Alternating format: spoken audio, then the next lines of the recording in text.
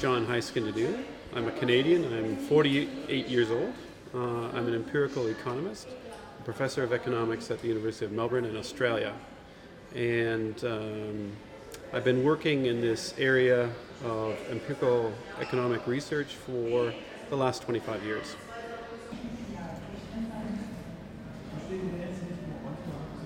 And in 1992, I started using this as part of my dissertation, as part of my own economics research, and that became part of my dissertation. That sort of became who I am in the academic world. Here I was a foreigner in Germany doing research about the effects of foreigners on Germans. I thought that was absolutely fascinating.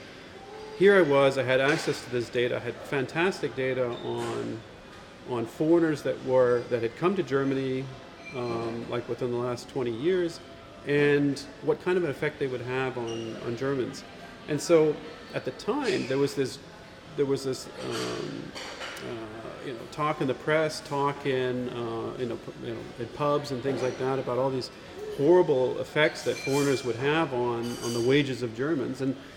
And that turned out to be my dissertation was, let's test it and let's see if that happens and under what circumstances. And the effects, of course, were very, very tiny.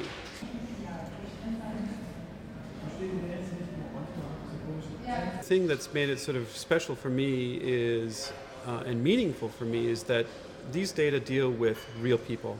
And so much of what we see in an economics bachelor or master's or PhD is very, very sort of hypothetical, very fictitious. We're talking about goods A and B being bought by persons 1 and 2. That's not very sort of tangible. And maybe I'm just a very tangible, I need to have the data in front of me.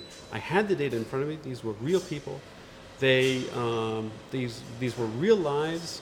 People got married, people got divorced, people lived, people died, people got born, people became unemployed. These were real lives, and that's what made it really, really special for me. This was research with real people just like you and me.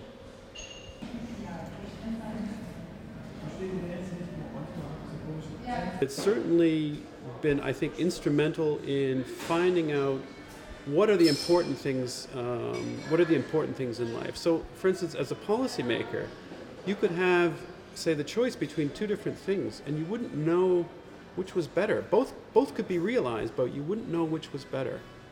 And that, I think, is the value added of life satisfaction research.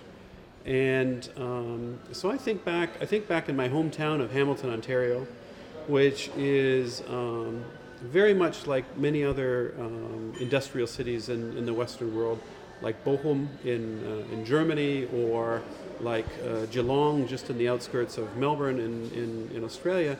These are places that had a very strong industrial structure 50 years ago, but don't anymore.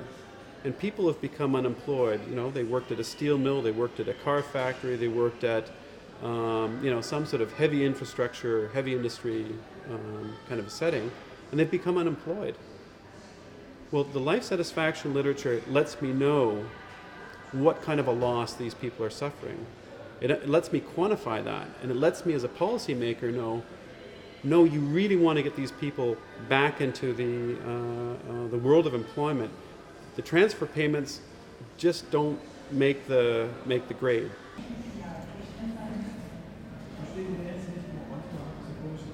So for me, pretty much every single project that I've ever worked on has had some sort of very personal dimension to that, and that's made it meaningful for me. Meaningful in the way that I can understand the world. And the data has helped me sort of understand the way things work.